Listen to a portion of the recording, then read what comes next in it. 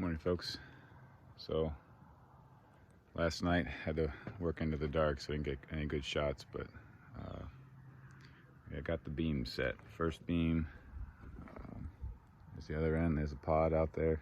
It was a warm night, actually. Warm day yesterday. Warm night overnight in the pod. Tomorrow is supposed to be up into the 50s, so but then back in the negative temperatures in a few days. So that's the beauty of weather in Maine. If you don't like it, wait 5 minutes or drive 5 miles is basically how it works. So we got the beam set. It's time to take down the teeter totter. It was a lot of problem solving yesterday, trying to get the beam off of the cradle and onto the posts. But I think I've figured out a sequence we'll see on the next one. It's part of the beauty, or one of the strategies of Grainchek is I can create a feed of just that process. Just as I'm tracking the data, I don't need to worry about the feeds. I can go back now though and create a feed of just that time spent working on actually getting the beam off. Well, first of all, getting the teeter totter to move from its original location. There's a little stump there, over into position as one feed, maybe just to study it and observe and analyze. How can we do this better maybe the next time, because we have a bunch of this to do. And then take a look at getting the beam off of the teeter-totter and onto the posts as another feed to analyze and consider how we might be able to do it better. But then when I'm done with those feeds, I can delete those feeds, and that doesn't affect the data at all of the actual time tracking.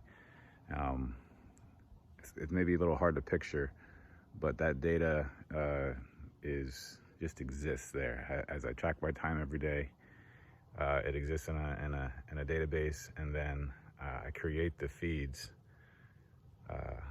to look at that data, a piece of it, or a section, or large portions, or just particular tasks or time frames, and that's how Grainchek uses feeds to organize time tracking time.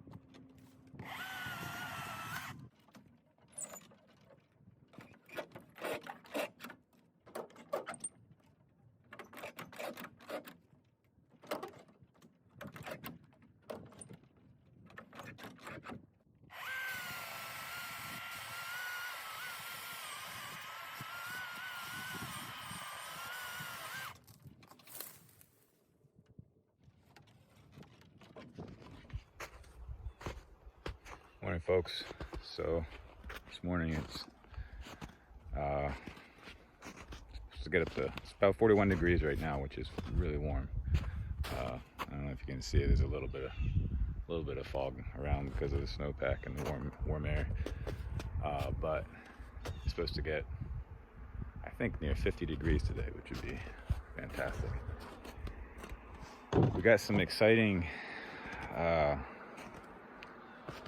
updates coming in Grainchek related to chat, so I wanted to just kind of go over some stuff as far as what does chat look like right now.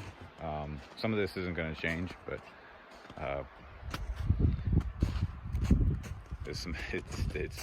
The team is doing a great job on the next update, and I'm really looking forward to revealing that for everybody. But here we got our there's our next beam hanging on the tree totter. Got this apparatus. We'll see how this all works here in a little bit. The second time we've done it, worked great the first time. You can kind of, the idea is that we'll make the final cut at the base of the tree, and then so the tree will be cut loose from the ground at the stump, and then a little tug on this strap, and the tree will set right down nice and tidy right on top of the tree totter. That's the idea. But in Grainchek chat, so as we're chatting with our friends and the co-workers,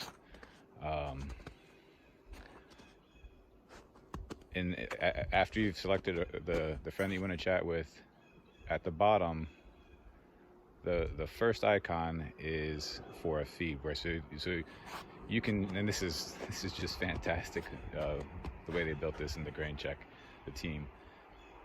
You can share a feed directly in the chat, right with that friend, immediately right there, by selecting that first icon button. It gives you the ability to, the chat or the feed will drop into the chat thread. You can select it, your friend can select it, just tap it, and it'll take them to the details of that feed. It works great. The second, and you can multi-select, so you can share multiple feeds all at once. The second icon is for individual events, so you can go into a specific feed, find an event, say that you want to discuss or want to explain or just want to share, and select that event, or again, multiple events out of that feed, and share them right to the chat thread. It's unique to Grainchek because Grainchek is using a feed to store the time tracking data. That's our strategy, is to use feeds, and so that gives us this unique interface of how to manage or opportunities to manage and share that data with each other. And so using the chat thread has worked. It works really great. So advancements to come in the chat module, especially. Looking forward to sharing that. But until then, this is some of the just unique, specific things for Grainchek chat. Let's go build something.